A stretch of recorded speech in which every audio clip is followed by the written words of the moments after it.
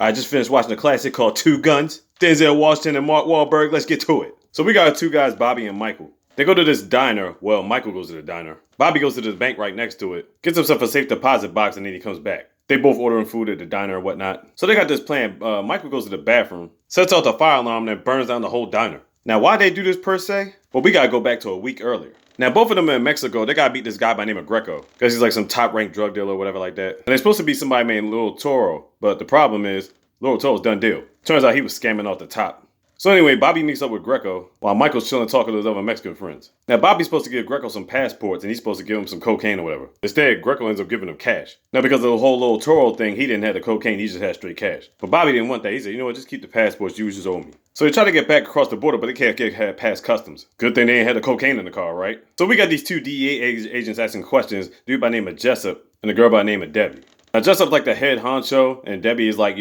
second in command. Well, as it turns out, Bobby's actually a DEA agent. Michael doesn't know this. Then we get the scene in his hotel. Turns out Bobby and Deb was smashing. They was in a quote-unquote relationship at one point in time. So the reason why he put his, name in the safe deposit box at this particular bank is because they're going to steal Greco's money in there. He's got about $3 million. They ain't got nothing on Michael, so they let him go. So while they plan out the robbery, Michael goes and does his own thing. He's getting like these detonator charges and whatnot, but he's getting from the corporal. Yeah, that's right. He actually works for the Navy. Well, technically he went AWOL, but he's still part of the Navy. The thing is, he's actually supposed to get them the $3 million.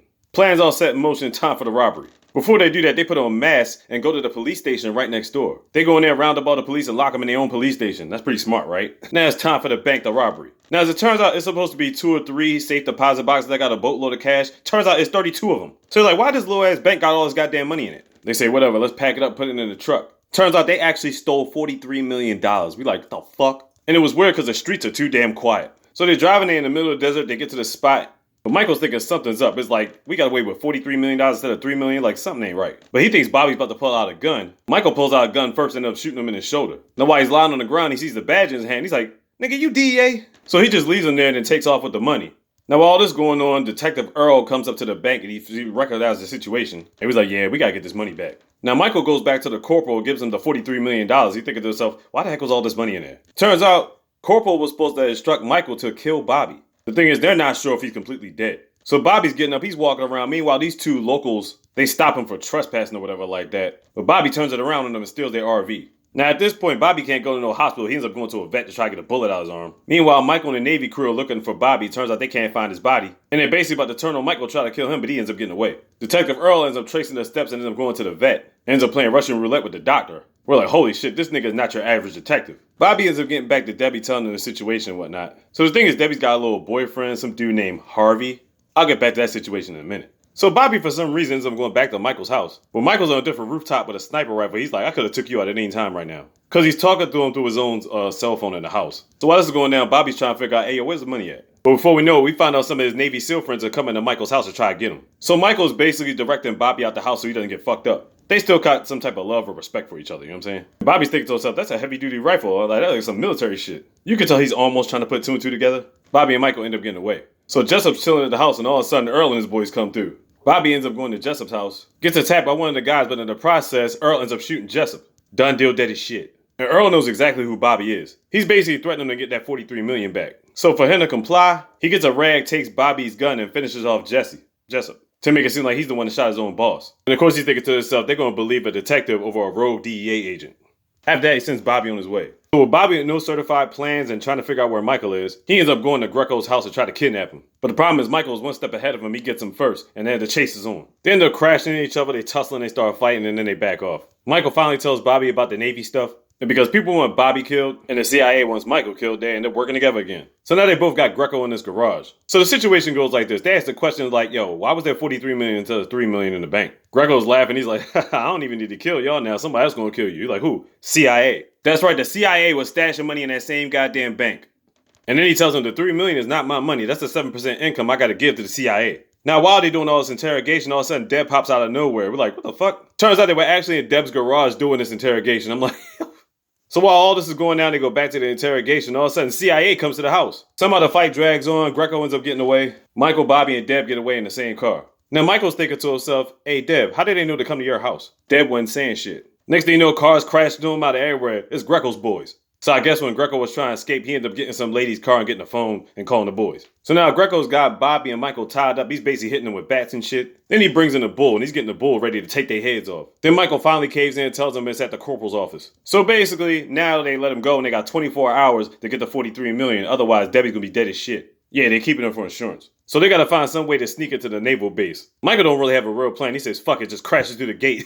So Mike's plan is to go to the admiral's office and tell him the situation, while Bobby is going to the corporal's office, try to get some information, try to get this money. So while Michael barges in, he's able to talk to the admiral. All he's saying is basically he's just gonna put Corporal on AWOL just like Michael is and wash his hands clean the whole situation. Cause he don't want the Navy going down for some fuck ups. So while Michael's basically getting escorted out, Bobby sneaks into the corporal's office. He's trying to find the money. He gets him to open the safe. Ain't nothing in the safe but just guns. He's like, what the fuck is the money? Then we find out the corporal's real name is Howard, or should we say Harvey? That's right. Harvey and Deb were working together the whole time to set up Michael and Bobby. Both of them was going to get away with the money. But the thing is, Deb is still tied up at Greco's and she's not telling him shit. So Bobby's calling Greco as he's finding a way to get out. He's like, look, I got the money, man. But Deb gets on the phone. She keeps telling Bobby she's sorry and all this other stuff. But Bobby's trying to give her time. The problem is, Greco's like, fuck this. He ends up shooting Deb in the head, done deal, dead as shit. Bobby's pissed off. Michael's really pissed off. He's like, fuck this. We gotta find a way to done deal all these niggas. So if he ain't know by now, the thing with Detective Earl, he works for the CIA. So Bobby's thinking to himself like, all right, man, I got a plan. But he really doesn't have a plan at that point. He ends up going back to the hotel where they always staying at, you know, the same room they always go to. And he starts checking the bed for some reason. He pulls over the mattress and knocks. It's like, wait a minute, it sounds hollow. Opens up the spot in the bed. The $43 million is in the fucking bed. I'm like, what? So Bobby's finally got this plan. He calls Greco. So when Greco's doing his thing, the thing is Michael actually ends up showing up talking about, I got the $43 million. So Greco and his boys are there. Harvey and his naval boys show up. Harvey and Greco talking about splitting it 50-50, all this shit. But nobody called the CIA. All of a sudden, they all show up. And right before everybody's about to take each other's heads off, all of a sudden, Bobby comes rolling in with that 64 Camaro. And he's like, yeah, I got the money right here. He got all the money in the trunk, everything, right? So Michael meets back up with Bobby. He's like, okay, so what's the plan? They get the money. They're not going to let us get out here alive. He's like, look, I got a plan. He ends up clicking the button and blowing up the fucking money that's in the car. And then while all this dust is in the air, you know what I'm saying, the shootout begins, they start lacing niggas. It gets to a point where Bobby and Michael getting chased around the barn. Harvey and the CIA dude catches up with them. Greco got shot early in the fight, so he's like injured right now. They get the drop on our boys. The bottom line is they turn and flip it and get that drop on them. Harvey done deal dead as shit,